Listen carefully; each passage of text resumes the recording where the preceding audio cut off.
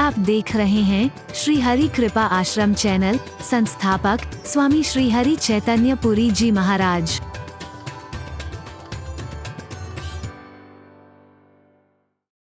शीशे बंद कर लो, शीशे बंद कर लो, कहीं आतंकवादी ना हो। नहीं नहीं नहीं, कुछ नहीं, आप जाओ आप जाओ आप जाओ। भैया अगर गाड़ी खराब है कुछ मदद करूं? नहीं नहीं नहीं, तुम जाओ। ऐसा करो, मेरे साथ मोटरसाइकिल पर बैठो, हमारे यहां पास में ही कैंप है, वहां से मैं मिस्त्री तुमको दे दूंगा, तुम्हारी गाड़ी ठीक हो जाएगी। यहां पर तो बड़ी दिक्कत हो जाएगी, बच्चे भी तुम्हारे साथ हैं। भैया तुमसे कहा ना तुम जाओ, तुम्हें क्या मतलब है? वो सहायता करने को तैयार है। तुम्हें विश्वास ही नहीं तो क्या करोगे? लाभ उठाओगे उससे? जोर से बोलो ना।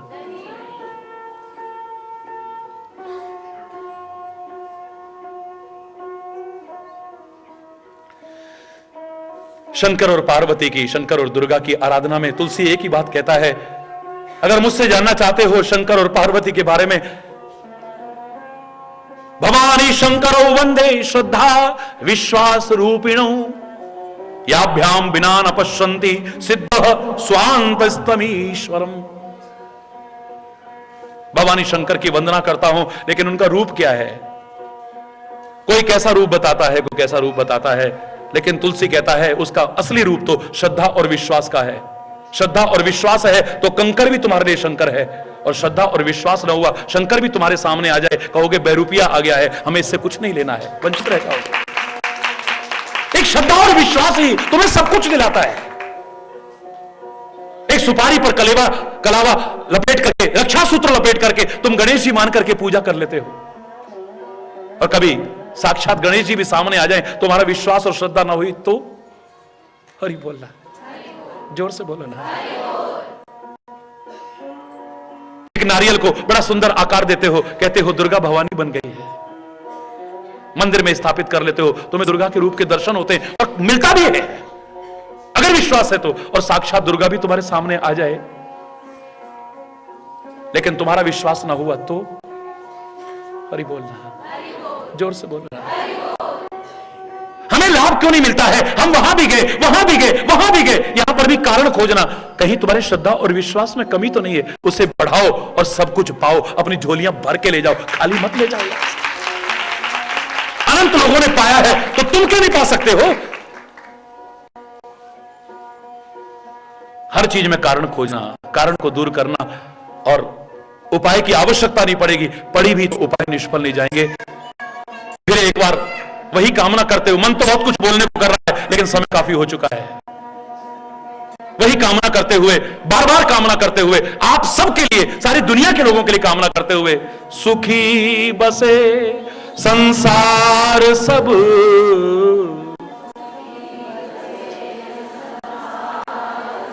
दुखिया रहे न को, ये है अभिलाषा हे प्रभु, ये है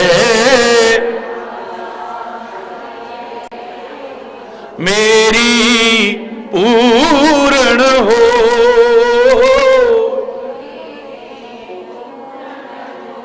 विद्या बुद्धि धन धान्य से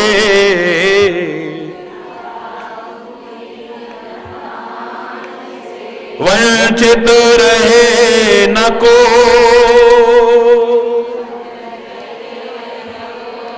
ये है अभिलाषा हे प्रभु,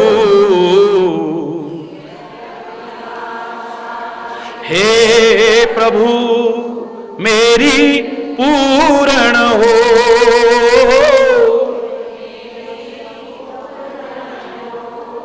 सर्वे भवन्तु सुखिनः, सर्वे सन्तु निरामया, सर्वे भद्राणि पश्यन्तु मा कश्चित् दुःख भाग् भवेत्। सब सुखी हों, स्वस्थ हों, सफल जीवन हो सबका, निरर्थक जीवन ना हो, सर्वत्र सुख शांति आनंद का सागर उमड़ पड़े। बस आपका सहयोग चाहिए इसमें कि आप इस मार्गदर्शन को अपने जीवन में अपना लेना, जो सहारा दिया है इसे पकड़ लेना, सफलता अवश्य मिलेगी।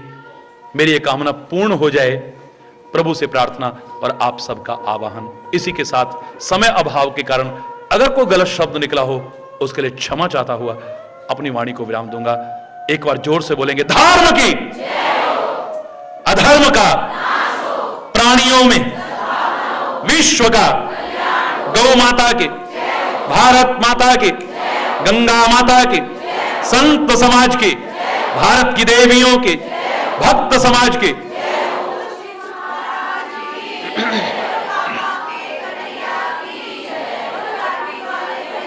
बोलो वृंदावन बिहारी जय जय।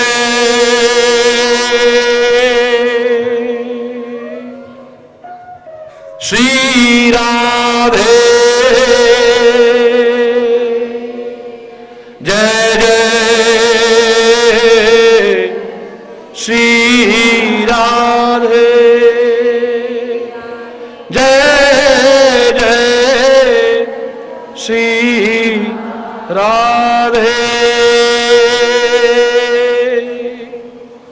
श्याम राम राम। हरि बोल। हरि बोल।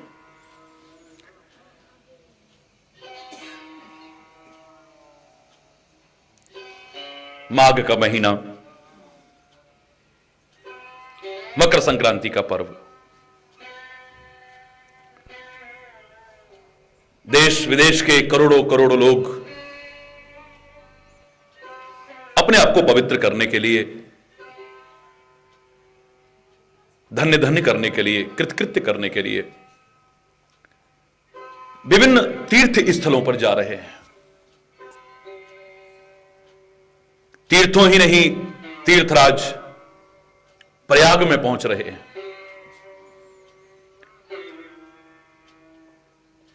किस्मत वाले हैं वो लोग।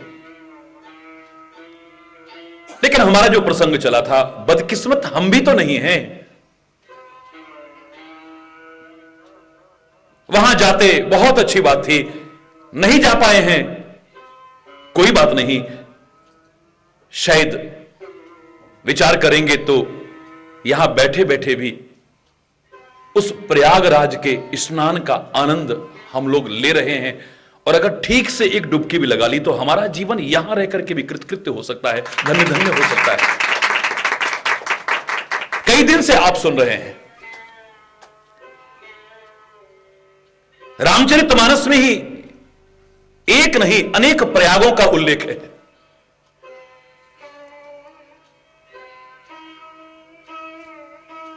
तीर्थराज प्रयागराज इलाहाबाद में जो अवस्थित है, उसके लिए भी तुलसी ने बड़े प्यारे शब्दों में कहा है, को कही सके प्रयाग प्रभाव, कलुष पुंज कुंजर मृगराव। साधारण नहीं है, वो भी अपना महत्व रखता है। लेकिन वहां हम जाएंगे तब हमें लाभ मिलेगा। परमात्मा की कृपा हम पर हुई है। हम तो एक ऐसे प्रयागराज में यहां रहते रहते पहुंच चुके हैं जो शायद उस प्रयागराज से कम नहीं, कहीं अधिक ही महत्व रखता है, जहां हमें जाना नहीं पड़ा है। कृपा करके हम स्वयं हमारे पास चल करके आया है। जिस अगले प्रयागराज को विस्तार से आपने सुना, तुलसी ने सरल शब्दों में कहा है कि जो जग जंगम तीर्थराज, मुद मंगलमय संत समाजो। संत समाज जो है, सत्संग जो है, सारे आनंद को देने वाला चलता फिरता तीर्थराज है।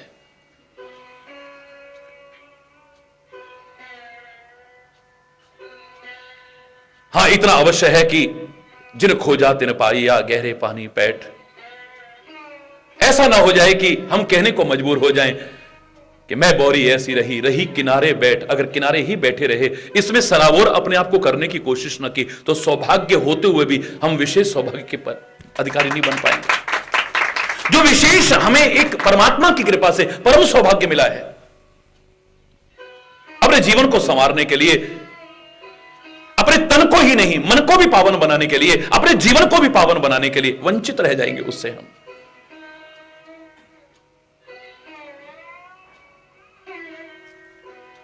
राम भक्ति रूपी गंगा बह रही है जहां, ब्रह्म का विचार और प्रचार रूपी सरस्वती बह रही है जहां, कर्म अकर्म और विकर्म का बोध कराने की जो कोशिश की जाती है, विधि निषेध का बोध कराया जाता है, यह कर्म करना चाहिए, यह नहीं करना चाहिए, एहसास कराया जाता है, यह कर्म रूपी यमुना जी बह रही है जहां कर्म भक्ति और ज्ञान का सुंदर समन्वय जहां पर है, वो सत्संग रूपी त्रिवेणी भी हमको पावन करने के लिए कृपा करके उसकी कृपा से स्वयं पहुंची है। धन्य धन्य कर लें हम अपने आप को, कृतकृत्य कर लें अपने आप को, पावन बना लें अपने तन को, अपने मन को, अपने जीवन को। मिलाप का ही तो महत्व है जो हम इतने दिन से सुन रहे हैं। इलाहाबाद को कौन जानता था? क्या महिमा थी इलाहाबाद की? कौन गुण गाता इलाहाबाद के? जैसे और शहर हैं, जैसे और कस्बे हैं, जैसे और नगर हैं, जैसे और स्थान है, ऐसे ही इलाहाबाद की महिमा बड़ी है क्योंकि वहां पर पवित्र आत्माओं का संगम हुआ है। गंगा, यमुना और अदृश्य रूप से सरस्वती, ये पवित्र नदियां जहां मिली हैं, ये अकेली अकेली तीर्थ कहलाती थी, लेकिन जब पवित्र आत्माएं आपस में मिलकर के इकट्ठी होती हैं, वो स्थल तीर्थ नहीं तीर्थराज बन जाता है। यहां पर भी अगर हम पवित्र भाव से सम्मिलित होते हैं, मन की कलुषता को दूर करके, मैं दावे से कह रहा हूं, यह स्थल तीर्थराज है। और यह स्थल नहीं, हमने तो अपने जीवन को ही तीर्थराज बनाना है, जिसे रामचरितमानस में अगले शब्दों में कहा है,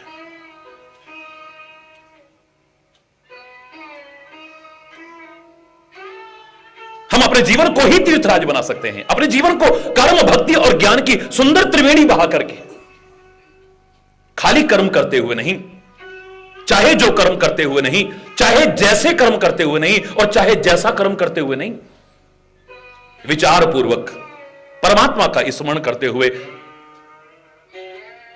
विधि कर्म अगर हम करते हैं, अकर्म विकर्म और कर्म का भेद करके अगर अपने कर्तव्य का पालन करते हैं, मैं दावे से कह रहा हूं, यह स्थल तो तीर्थराज क्या, हमारा जीवन ही तीर्थराज बन जाएगा। रामचरितमानस में गोस्वामी जी ने एक जगह पर वाल्मीकि के मुख से कहलवाया था, हे प्रभु, चरण राम तीर्थ चले जाए, जिसके चरण राम के तीर्थों पर चल करके जाएं, आप उसके हृदय में निवास करना। कितना अधूरा अर्थ हो जाएगा अगर सीधे सीधे अर्थ लगाएं तो। तीर्थ पर जाने मात्र से, इन पैरों से चल करके जाने मात्र से परमात्मा का हृदय में निवास अधूरा अर्थ होगा। गहराई से जब विश्लेषण करके इसका अर्थ खोजने की कोशिश करेंगे, मुझे लगता है चरण राम तीर्थ चल जाही, इसका भाव यह उभर करके आएगा कि जिसके चरण जहां चल करके जाएं, जो जहां चल करके जाए, जो जहां रहे, वो स्थल ही तीर्थराज बन जाए। ऐसे व्यक्ति के हृदय में आप अवश्य प्रवेश करिए, निवास करिए। हमने तो अपने घर को, अपने अंतर को, अपने वातावरण को आज नरक की तरह बना रखा है। गलत चिंतन, परदोष चिंतन, दूषित विचारधारा, कलह कलेश, अशांति, मनमुटाव, वैर विरोध, राग द्वेष, ईर्ष्या, घृणा, इन सबको प्रवेश दिला करके अपने अंतर को नरक बना रखा है, अपने घर को नरक बना रखा है, अपने वातावरण को, अपने इर्द गिर्द के वातावरण को भी नरक तुल्य बनाकर रखा है। अगर समझ जाएं समय से, ईश्वर की कृपा से जो चलता फिरता तीर्थराज हम तक कृपा करके स्वयं पहुंचा है, सच्चे मन से एक डुबकी भी इसमें लगा ली,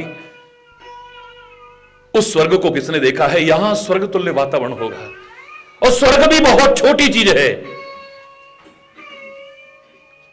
मैं तो कह रहा हूं, ऐसा व्यक्ति जो इस प्रकार से जीवन और आचरण को रखता है, उसके चरण जहां पड़ेंगे वो स्थल तीर्थ बन जाएगा। चरण जहां चल करके जाएंगे वो स्थल तीर्थ राज बन जाएगा।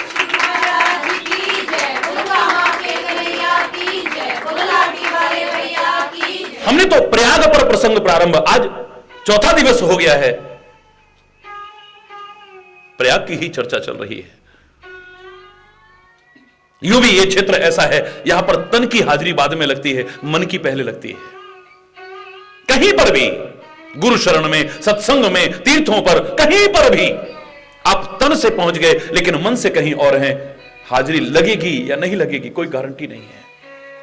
किसी कारणवश, किन्हीं मजबूरियों के कारण आप तन से तो नहीं जा पाए हैं, लेकिन मन आपका वहीं लगा हुआ है।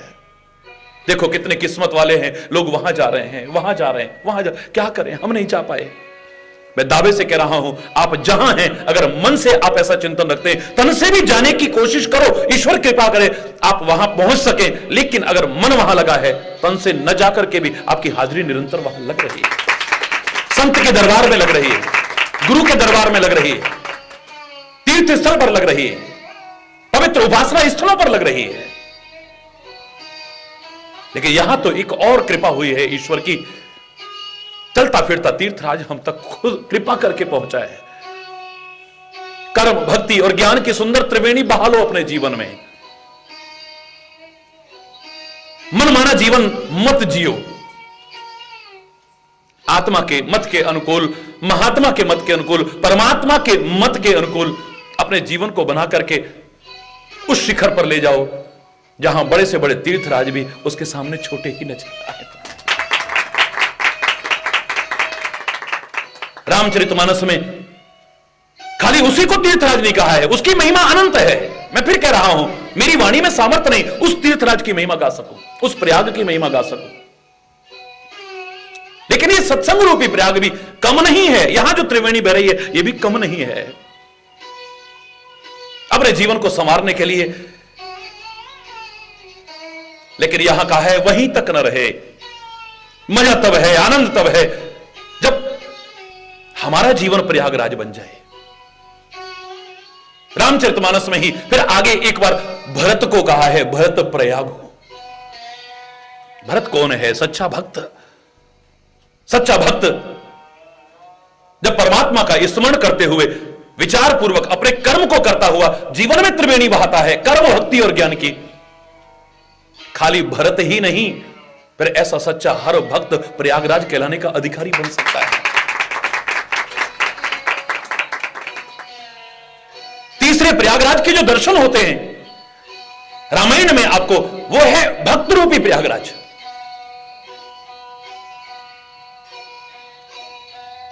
जैसे गंगा से गंदा नाला भी अगर गंगा में पूरी तरह से तन्मय हो जाए, गंगा का ही रूप हो जाता है। मिटा दे अपने आप को पूरी तरह से, अपना नाम, अपनी गंध, अपना स्वाद, अपना आकार, सब कुछ मिटा करके पूरी तरह से तल्लीन हो जाए, तन्मय हो जाए उसमें, खुद तो पवित्र हो ही जाता है, औरों को भी पवित्र करने लायक बन जाता है। बिल्कुल ठीक है, ऐसे ही कोई भी जब अपने आप को पूरी तरह से इस त्रिवेणी में सराबोर करने की कोशिश करता है, राम भक्ति रूपी गंगा में, कर्म के विधि निषेध रूपी ज्ञान रूपी यमुना में, और ब्रह्म के विचार प्रचार रूपी सरस्वती में, स्वयं ही प्रयागराज बन जाता है। सत्संग के बारे में तो वैसे भी आपने एक चीज कही थी कि सत्संग अपने जैसा बना लेता है। संत के संग का लाभ तब है जब हम संत बन जाएं। घर बार छोड़ने वाले ना सही, जटा बढ़ाने या सिर मुड़ाने वाले ना सही, भगवे श्वेत या विभिन्न प्रकार के बाह्य वस्त्र आभूषण पहनने वाले ना सही, विभिन्न प्रकार की मालाएं या चिन्ह इत्यादि धारण करने वाले ना सही, कथा प्रवचन करने वाले ना सही। वास्तव में जिसमें संतता आ जाए, क्षमा आ जाए, करुणा आ जाए, कोमलता आ जाए, उदारता आ जाए, सुहृदता आ जाए, पर दुख कातरता आ जाए, जो कष्ट पाकर के भी दूसरे को सुख पहुंचाने का भाव अपने अंदर जागृत कर ले, बुरा करने वाले का, बुरा चाहने वाले का भी कभी बुरा ना चाहे, ऐसा सच्चा संत बन जाए, तभी संत के संग का लाभ है।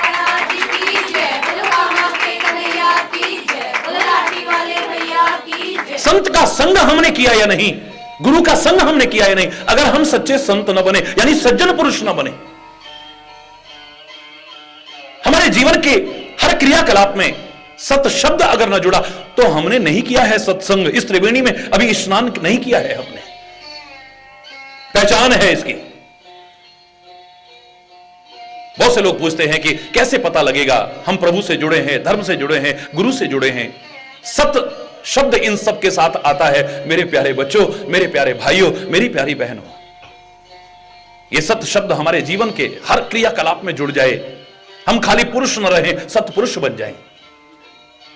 हम खाली कर्म न करें, सत्कर्म करने लग जाएं। खाली भाव न हो हमारे, सद्भाव हो जाए।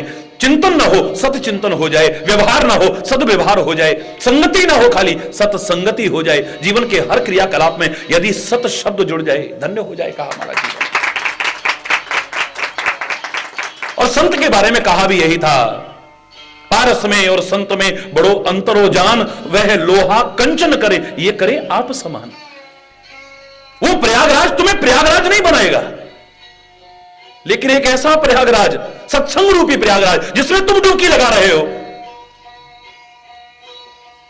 ये तो तुम्हें ही प्रयागराज बना जाएगा, धन्य धन्य कर जाएगा।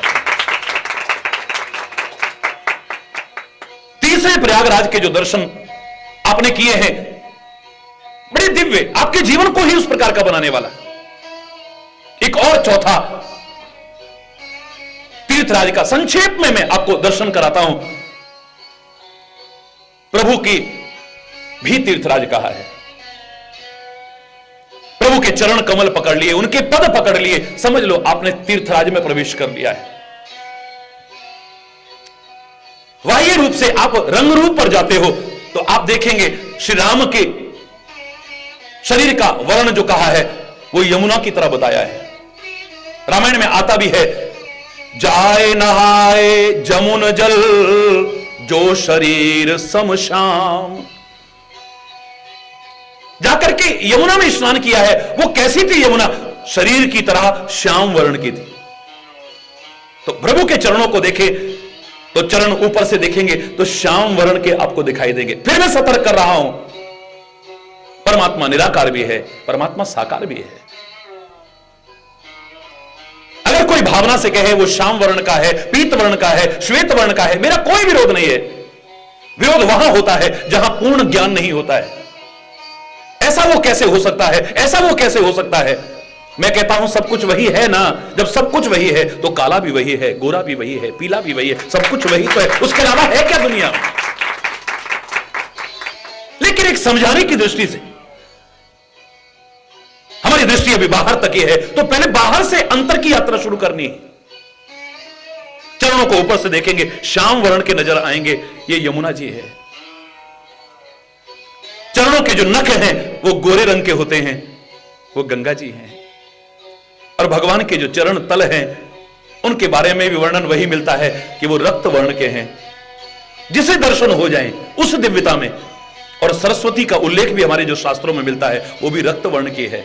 तो यहां प्रभु के चरण कमलों को भी देखे तो यहां गंगा भी बह रही है, यमुना भी बह रही है और सरस्वती भी बह रही है। पकड़ लो उसको। रामचरितमानस की ही चौथे प्रयागराज के दर्शन, चरण नखों को गोरा कहा है। और वैसे भी गंगा का उद्गम कहां से हुआ है? नख निर्गिता मुनिबंधिता त्रिलोक पावन सुरसरी।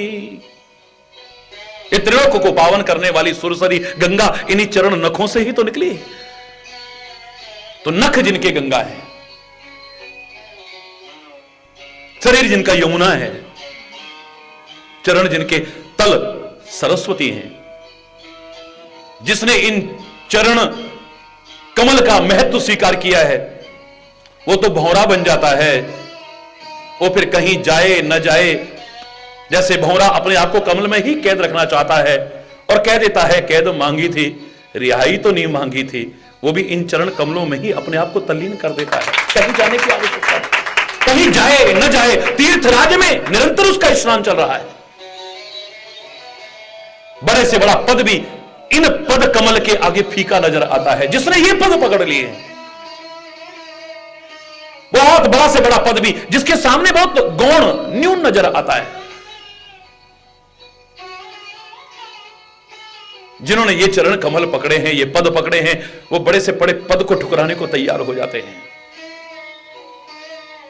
बनाया होगा विभीषण को राजा श्री राम ने, बनाया होगा सुग्रीव को राजा श्री राम ने, बनाया होगा अंगद को युवराज श्री राम ने, लक्ष्मण को, शत्रुघ्न को, उसको उसको उसको विभिन्न पद दिए होंगे, लेकिन मेरे हनुमान ने कौन सा पद लिया है? उसने तो खाली पद कमल पकड़े हैं, बस चरणों को छोड़ करके कहीं जाने को ही तैयार नहीं है। जो इसके महत्व को जानता है उसके लिए इन पद से बढ़कर के दुनिया में और कोई पद हो ही नहीं सकता है। उसके लिए तीर्थराज प्रभु के चरण कमल है, बस उसी में तल्लीन अपने आप को कर देता है। हरि बोल, हरि बोल।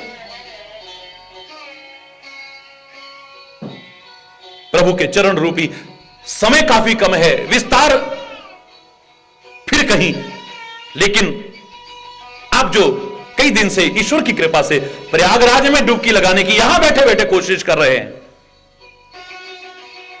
सूक्ष्म में ही मानस के विभिन्न प्रयागों का वर्णन आपके सामने प्रस्तुत कर रहा हूं। एक और प्रयाग चलते चलते कि कोई कहे कि प्रयागराज तो भारत में ही है और उसमें भी उत्तर प्रदेश में ही है,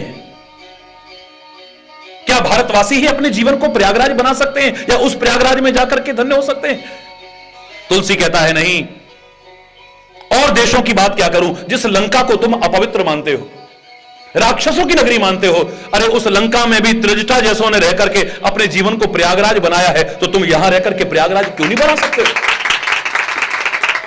कोई ये ना कह उठे कि हमारे घर का वातावरण ही ऐसा है, हमारा परिवेश ही ऐसा है, हमारे चारों ओर इर्द गिर्द ऐसे लोग रहते हैं, उनके बीच रह करके हम अपने जीवन को अच्छा नहीं बना पा रहे हैं। तुलसी ने इसलिए एक प्रयागराज और कहा है जिसे तुम राक्षसी कहते हो, त्रिजटा नाम राक्षसी एका, सुंदरकांड में वर्णन। त्रिजटा, जटा को बेणी भी कहते हैं, त्रिवेणी जिसके जीवन में बह रही है, और तुलसी स्वयं कह रहा है कौन सी त्रिवेणी? कर्म तो करती ही है। राम चरण रति निपुण विवेका, राम चरण रति निपुण विवेका, कर्म करती है और राम चरण रति, राम के चरणों में अनुराग भी उसके हृदय में है, निपुण विवेका, और विवेक में परम निपुण है, ज्ञान भी उसे है, भक्ति भी उसके जीवन में है, कर्म भी है।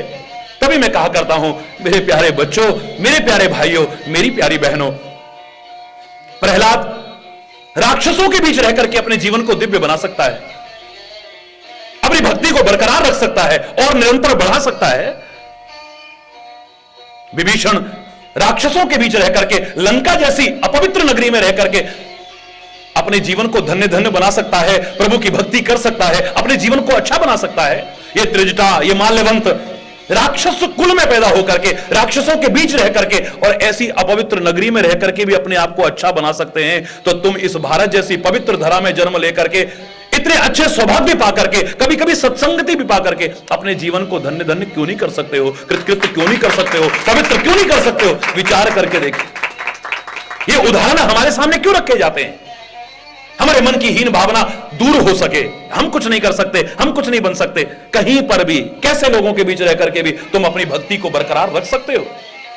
मीरा कितने ताने सुनती थी, मीरा कितने लांछन रखते थे, लेकिन फिर भी अपनी भक्ति को दूर नहीं करती है। तुम चाहो तो कहीं पर भी, कैसे लोगों के बीच रह करके भी, कैसे स्थल पर रह करके भी अपनी भक्ति को, अपने प्यार को बरकरार रख सकते हो। याद करो, मैंने कहा था आपसे, हो सकता है किसी को आपका आरती करना अच्छा ना लगे, हो सकता है तस्वीर या मूर्ति रखना अच्छा ना लगे, आपका दिया जलाना अच्छा ना लगे, आपकी कोई चीज अच्छी ना लगे, लेकिन आपके दिल में से कोई निकाल सकता है, कोई तस्वीर हटा सकता है, आपका पूजा पाठ, हवन, यज्ञ, कर्म सब बंद करा सकता है, लेकिन दिल में से निकालने की हिम्मत तो उसमें भी नहीं है जिसका तुम नाम लेने की कोशिश कर रहे हो। है? तुम चाहो तो। है किसी की हिम्मत? लोगों की बात छोड़िए, फिर किसी को पता क्या लगेगा? अगर दिल ही दिल में मैं प्रभु नाम ले रहा हूं, आज प्रहलाद की तरह अपने पिता से भी विवाद करने की आवश्यकता नहीं, मीरा की तरह दरबार छोड़ने की आवश्यकता नहीं, वही रहो और वही प्रभु भक्ति करते हुए अपने कर्म को करो। नहीं अच्छा लगता किसी को, हृदय से करो। अरे सूरदास तो कहता है जब प्रभु उसे छुड़ा करके जाने लगे, अरे ओ कन्हैया बाह छुड़ाए जात हो, निर्बल जान के मोए, हृदय सो जो जाएगो तब जानूंगो तो। हाथ छुड़ा करके निर्बल समझ करके जा रहा है वो कन्हैया, एक बार मेरे दिल से जाके दिखा दे, तब समझू तेरे को कि तू बहुत बलवान है। अगर मैं दिल में तेरे को याद करता हूं, कौन हटा सकता है उसे? और ये बोलना, जोर से बोलना। त्रिजटा नाम राक्षसी का राम चरण, रति निपुण विवेक, कर्म भक्ति और ज्ञान की सुंदर त्रिवेणी। समय अनुमति नहीं दे रहा, वरना आज 4 दिन तो आपके बीच बोलते हुए हो गए हैं। 4 वर्ष भी मिले तो भी अधूरे लगेगा।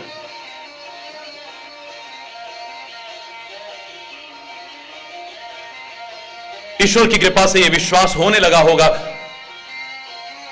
कि हम भी तीर्थराज में ही बैठे स्नान कर रहे हैं। ईश्वर की कृपा से अनुभूति होने लगी होगी और हीन भावना कि हम नहीं जा पाए, वो चले गए, ये दूर होने लगी होगी। तीर्थराज में बैठना दूर, अपने जीवन को ही तीर्थराज बना करके धन्य धन्य करो अपने जीवन। ये उदाहरण हमारे सामने क्यों रखे जाते हैं? नागभूषुंडी ने भक्ति की कौवे के रूप में, हनुमान ने भक्ति की वानर के रूप में, जामवंत ने भक्ति की ऋक्ष के रूप में, गरुड़ ने भक्ति की पक्षीराज के रूप में, किसी ने किसी रूप में, किसी किसी रूप में।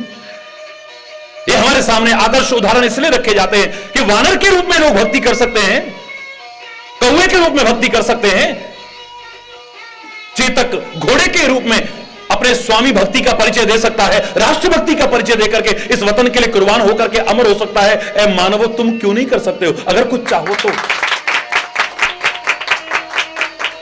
तो मानव होकर के कुछ ना कर सको? एक सत्य संकल्प करके तो देखो, शिव संकल्प करके तो देखो, सुंदर संकल्प करके तो देखो, आनंद आ जाएगा। आ जाए हमारा जीवन स्वयं एक तीर्थराज बन सके, कर्म भक्ति और ज्ञान की सुंदर त्रिवेणी हमारे जीवन में प्रवाहित हो सके।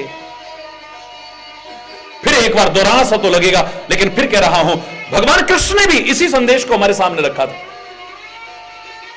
विश्व का वो अद्वितीय अनुपम ग्रंथ, अलौकिक ग्रंथ, जिसकी तुलना शायद किसी से भी करना उसके महत्व को कम करने की मूर्खता होगी। उस श्रीमद् भगवत गीता में भी 18 अध्याय में से 3 भागों में विभक्त है। 6 अध्याय में कर्म योग है, 6 अध्याय में सांख्य यानी ज्ञान योग है और 6 अध्याय में उपासना यानी भक्ति योग है। कर्म, भक्ति और ज्ञान का सुंदर समन्वय वो श्रीमद् भगवत गीता, जिसे सरल शब्दों में उसी की कृपा से बार बार कहा करता हूं और कहता रहूंगा। मेरी आंखें ना होती मैं जिंदा रह सकता था, मेरे कान ना होते मैं जिंदा रह सकता था, मेरे आंख और कान दोनों ना होते, खाली मुख होता मैं जीवित रह सकता था, लेकिन चेहरे का सौंदर्य और जीवन का आनंद इन तीनों के रहते जो उठा रहा हूं वो खाली मुख के द्वारा नहीं उठा सकता हूं।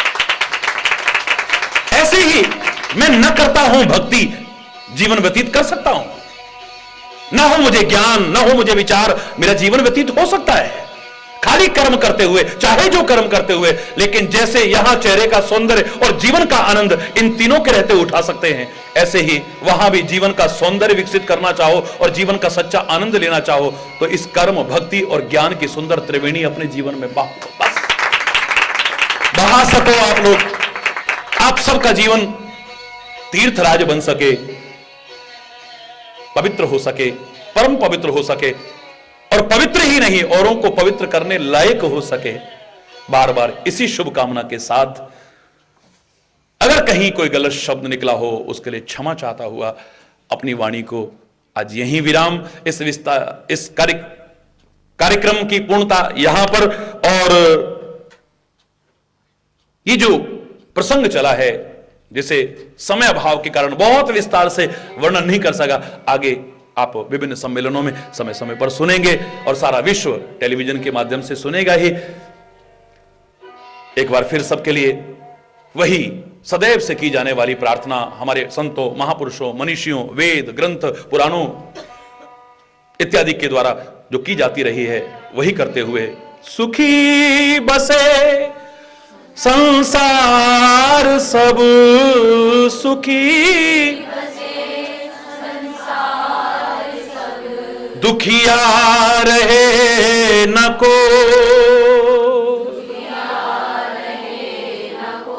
यह अभिलाषा हे प्रभु, यह अभिलाषा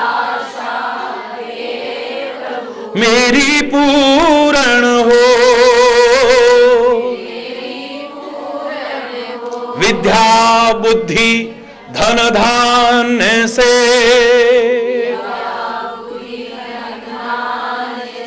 वंचित रहे न को, यह अभिलाषा हे प्रभु,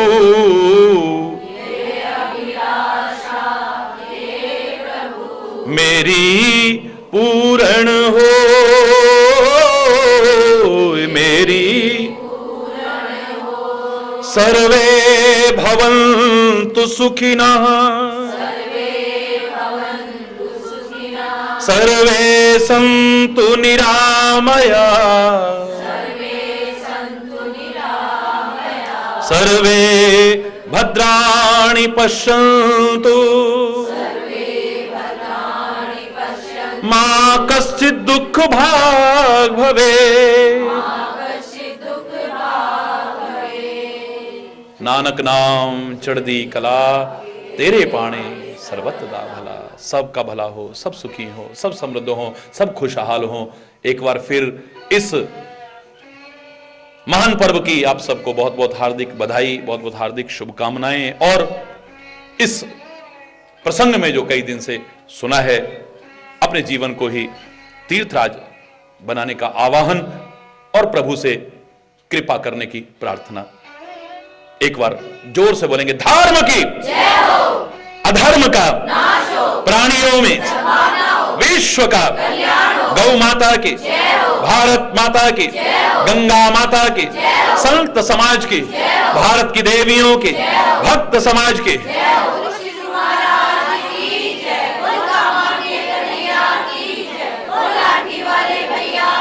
बोलो वृंदावन बिहारी जय जय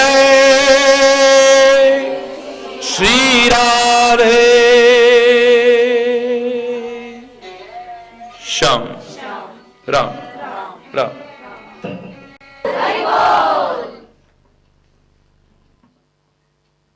एक भजन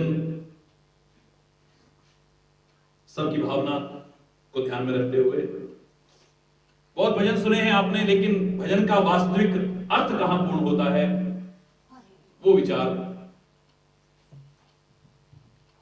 समझने की कोशिश करेंगे। मन की तरंग रो बस हो गया भजन, मन की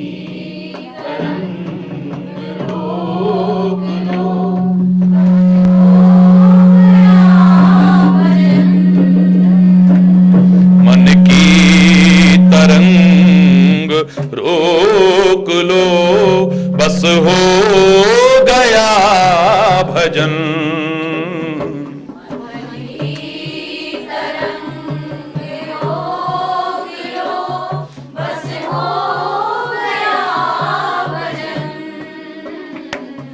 आदत बुरी सुधार लो, आदत बुरी सुधार लो, बस हो गया भजन, बस हो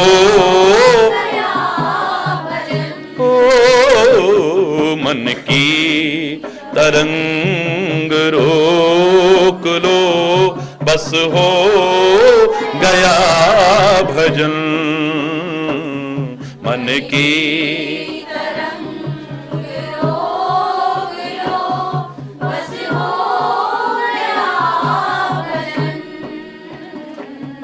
आए हो तुम जहां में क्यों, आए हो तुम जहां में क्यों, और क्या था करना यहाँ,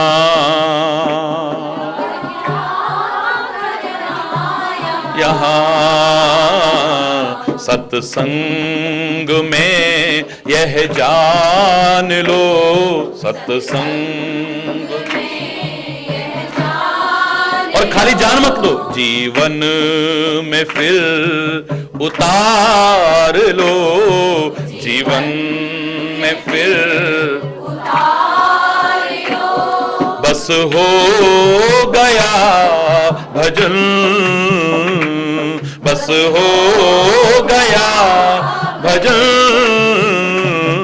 आदत बुरी सुधार लो, आदत सुधार लो, बस हो गया भजन, बस हो गया भजन, आदत सुधार लो, बस हो गया भजन, सब राग द्वेष वैर तज, राग द्वेष वैर तज, तू प्रेम सबसे कर, तू प्रेम सबसे कर, हो उपकार कर पर गर्व ना कर, उपकार कर पर गर्व ना कर, हो गया भजन, बस हो गया हो आदत सुधार लो, बस हो गया भजन, हो आदत, सारे बोले लो, बस हो गया भजन, दोष नहीं देखने चाहिए किसी के, पर आदत हो चुकी है, छूटने वाली भी एकदम से नहीं है।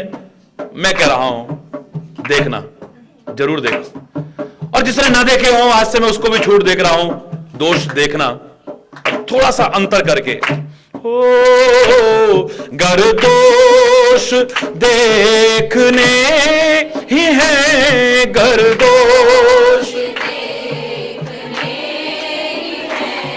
तो क्यों ना अपने देख, तो क्यों ना अपने को, गर दोष देखने ही है, गर दोष तो क्यों ना अपने देख, तो क्यों ना ओ निंदा पराई कर पाप ना ले, निंदा पराई कर पाप ना ले, हो गया भजन, बस हो गया भजन, आदत बुरी बस हो आदत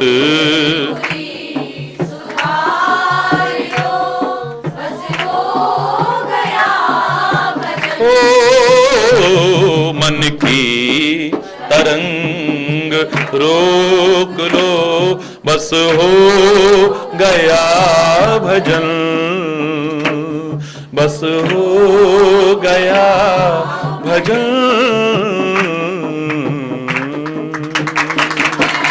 की जय, बोलो बाबा के कन्हैया की जय, बोलो लाठी वाले भैया की जय।